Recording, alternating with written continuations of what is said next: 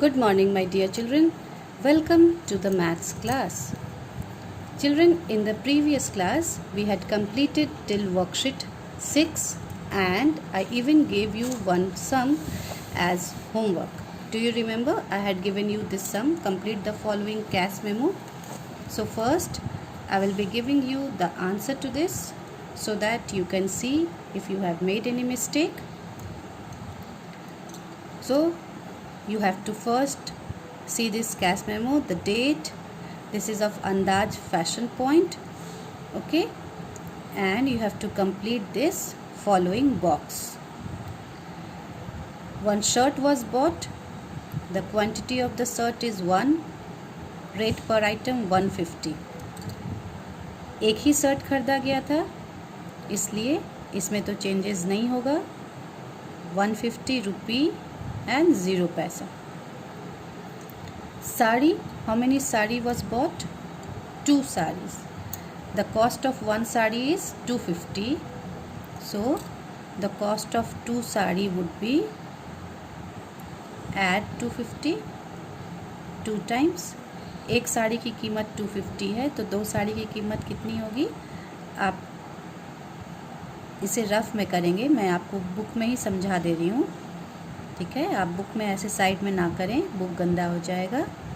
You will do this in a rough sheet of paper. I am doing here to make you explain. So this is 500.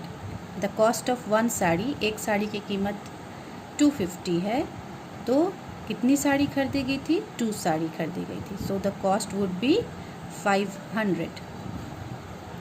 Jeans, the cost of one jeans is 399 rupees 50 paisa. तो ये तो ऐसे ही रहेगा क्योंकि एक ही jeans खरीदा गया था. So you will right it like that only. Now you will add this 0. So here is 5. then here is 9 plus 0 plus 0 is 9. 5 plus 9 is 14. 4 carry 1. 5, 6, 7, 8, 9, 10. So this is 1049. Okay. So this is 1049 and 50 paisa. You all can check your answers, and if you have done any mistake, do the correction. Now come to next worksheet. The next worksheet is worksheet number 7. What you have to do here is, this is subtraction, simple subtraction as you have been doing. जैसा आप पहले से ही करते आ रहे थे उसी तरह से आपको subtract करना है. सिर्फ डिफरेंस क्या है कि आपको यहाँ पैसे के लिए डॉट लगा देना है. Okay. So 5 minus 5 is 0. 9 minus 7 is 2. Then what you will do? You will put a dot. Okay. 2 digit के बाद 1 2. 2 डिजिट के बाद आप यहाँ पर डॉट लगाएंगे. Okay. So 0 minus 0 is 0. 7 minus 2 is 5. So here this is the sign of rupee. Rupee 50 and 20 paisa. Okay. So this way you are going to subtract all the remaining sums. One I have explained it to you and this is very simple. So I am not going to do the next one. जैसे आप simple subtraction करते हैं वैसे ही आप subtract करेंगे. सिर्फ आपको ये ध्यान रखना है कि 2 डिजिट के बाद आपको डॉट लगाना है, so that it indicates the पैसे. और रुपी का साइन ज़रूर आप स्टार्टिंग में देंगे, otherwise your sum would get wrong. ठीक है. Now come to next question. Next question is arrange in columns and subtract. इसे कॉलम में अरेंज करेंगे और फिर उसके बाद सब्ट्रैक्ट करेंगे. कैसे करना है मैं एक आपको समझा दूं, बाकी सब आप खुद करेंगे. रुपी 45 30 पैसे 31 पैसे फ्रॉम रुपी 80 79 पैसे. ₹45.31 को सब्ट्रैक्ट करना है ₹80.79 से। सो this is the greater amount and this is the smaller amount.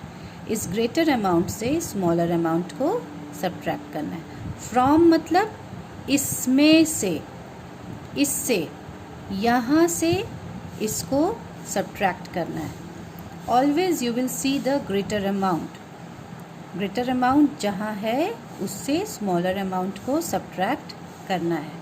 So the first one I am doing for you, I am doing it here only so that you can understand it. So you will write here ₹80.79. Then write the next amount, that is 45.31. अब इसे subtract करना है, subtraction का sign दीजिए। Then simply subtract it. 9 minus 1 is 8, 7 minus 3 is 4.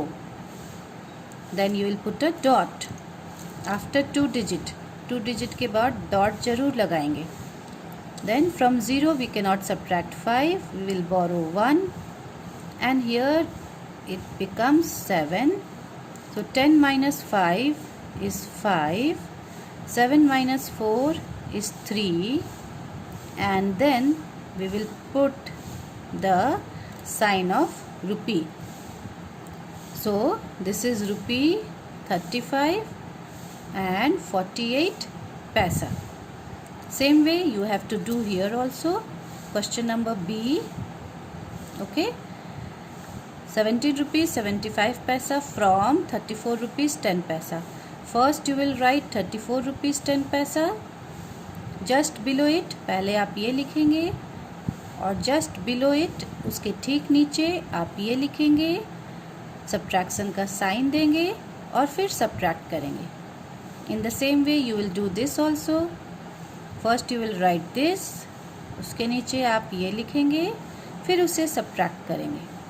Okay, this one is something different. Y?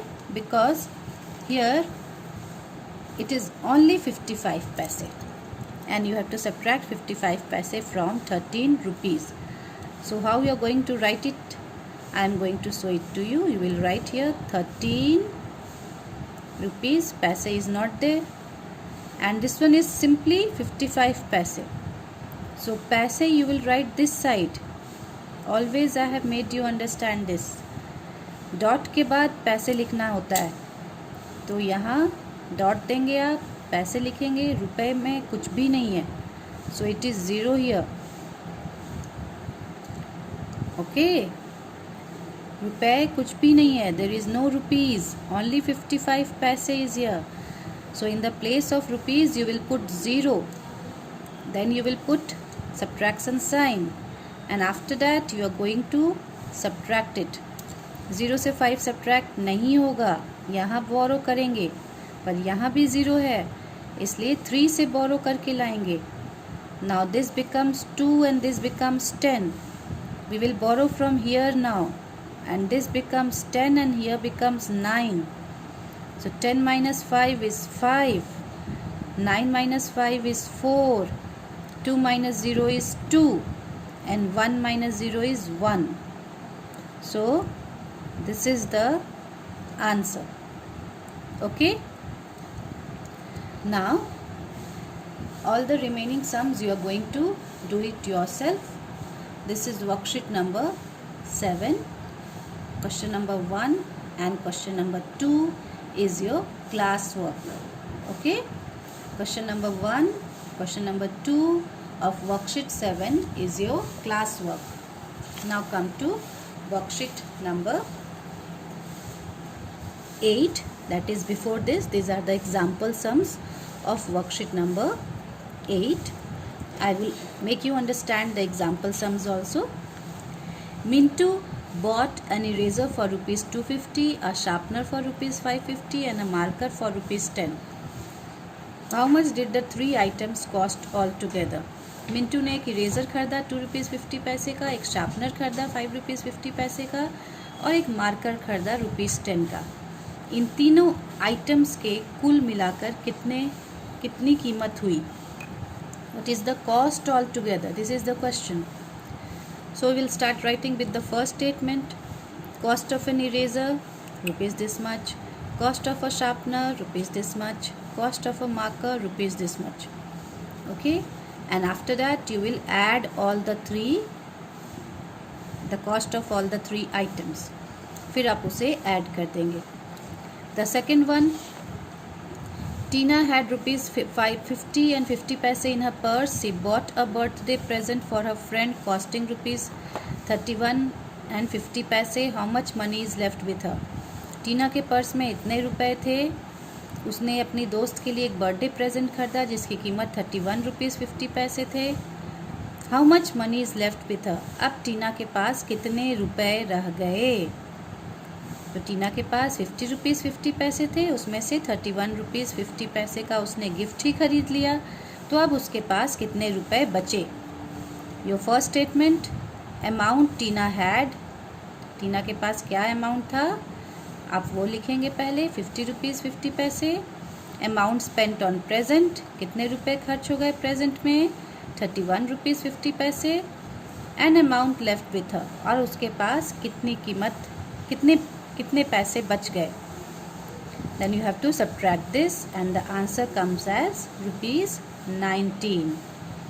सो मैंने आपको इसलिए समझा दिया ताकि अगर आप कभी एग्जाम्पल सम्स देखें और आपको समझ में नहीं आए तब फिर आप परेशान होंगे. So I have explained you this.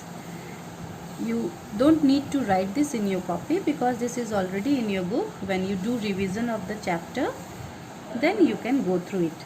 Revision करते समय आप इसे ज़रूर एक बार देख लें, पर इसे कॉपी में लिखने की ज़रूरत नहीं है, ये तो आपको बुक में है ही. Now come to worksheet number 8. अब आप वर्कशीट नंबर 8 पर आ जाएं. We will do from here.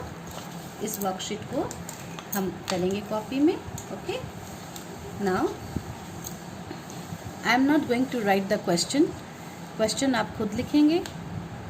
मैं सिर्फ इसका स्टेटमेंट आपको बता रही हूँ. ठीक, what you will do is you will write the heading, that is worksheet 8. First you will write the question. आप अपनी कॉपी में पहले क्वेश्चन लिखेंगे.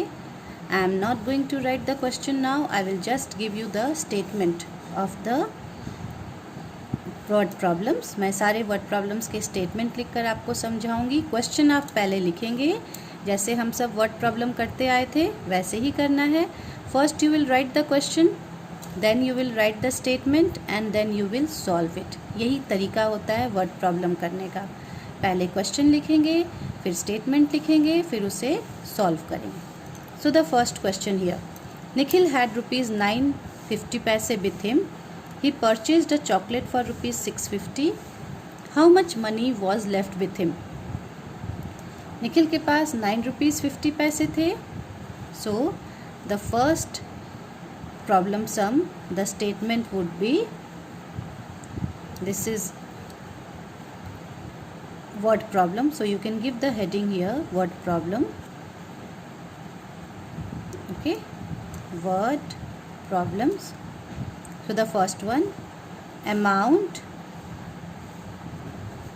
Nikhil had. amount जो कि निखिल के पास था. What was the amount? 9 rupees 50 paise. He purchased a chocolate for rupees 6 and 50 paise. So you will write here cost of chocolate. chocolate की कीमत क्या थी? ₹6.50 paise. How much money was left with him? So the third statement would be amount left with him. अब उसके पास कितने रुपए बच गए. ठीक है, first amount is amount that Nikhil had. Nikhil के पास कितने रुपए थे? 9 रुपीज़ 50 पैसा. उसने कितने रुपए का चॉकलेट खरीदा? That is cost of chocolate is 6 rupees 50 पैसा. अब उसके पास कितने रुपए बच गए? Amount that is left with him. तो जैसे जैसे क्वेश्चन आगे बढ़ता जाएगा, आपका स्टेटमेंट भी उसी हिसाब से फ्रेम होता जाएगा. Give the sign of subtraction. This is very important. Sign आपको ज़रूर से देना है. 5 minus 5 is 0, 9 minus 6 is 3. So the money left with him is 3 rupees. With this your problem sum has got completed. What you are going to do is you will hold a scale and then you will draw lines. This will show that your word problem has got completed. No rough hand drawing. Use a scale in order to draw. हाथ से आप सब draw नहीं करेंगे. It looks very dirty. Second question. Deepa bought rice for rupees 35 and 50 paise, flour for rupees 52 and 50 paise, and sugar for rupees 18. How much money did she spend in all? Deepa ने rice में इतने रुपए खर्च किए. Okay, so the first statement is cost of rice. Rice की कीमत. और you can even right amount spent in rice, amount spent in flower, amount spent in sugar.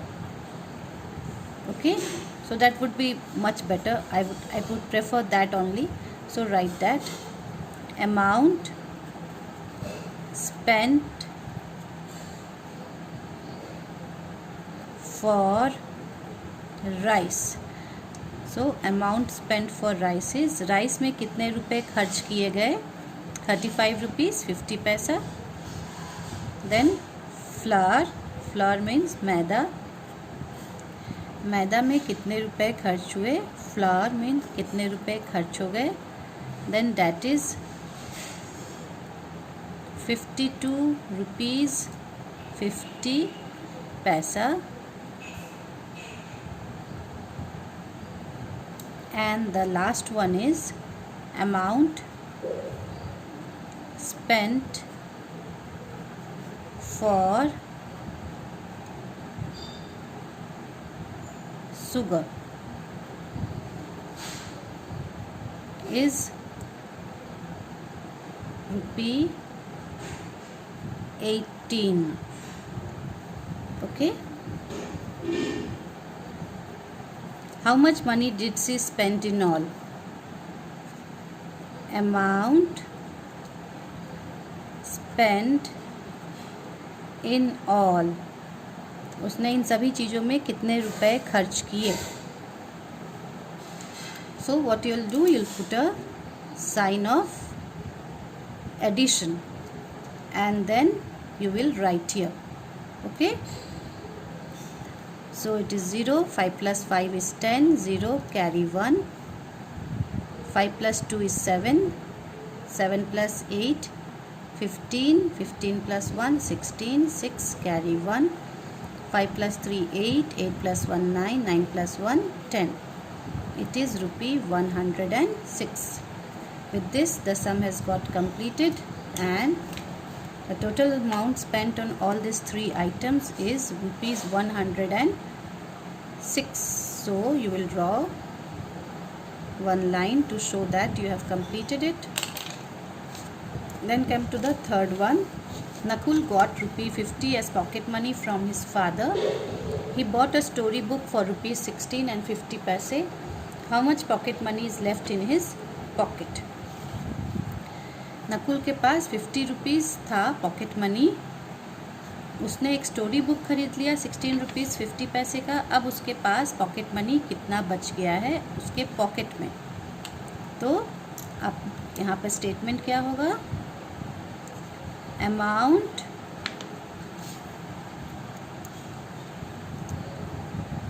Nakul got as pocket money. Nakul को कितना अमाउंट मिला pocket money के रूप में? That is rupee 50. He bought a story book for rupees 16 and 50 paise. So cost of story book, story book की कीमत तो story book की कीमत कितनी थी? स्टोरी बुक की कीमत थी 16 रुपीज़ 50 पैसे. So you will write here 16 rupees 50 paise. How much pocket money is left in his pocket? अब उसके पॉकेट में कितनी पॉकेट मनी बच गई है? तो जो क्वेश्चन पूछा जाता है वही स्टेटमेंट बन जाता है. Therefore pocket money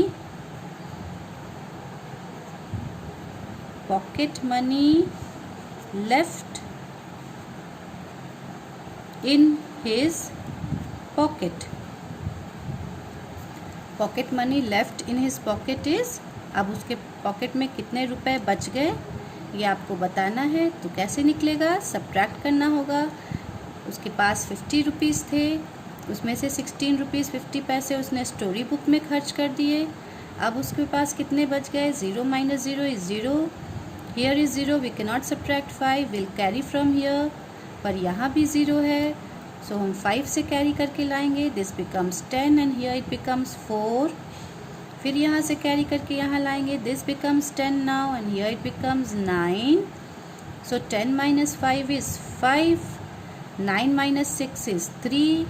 4 minus 1 is 3 again. And here you will put the sign of rupee.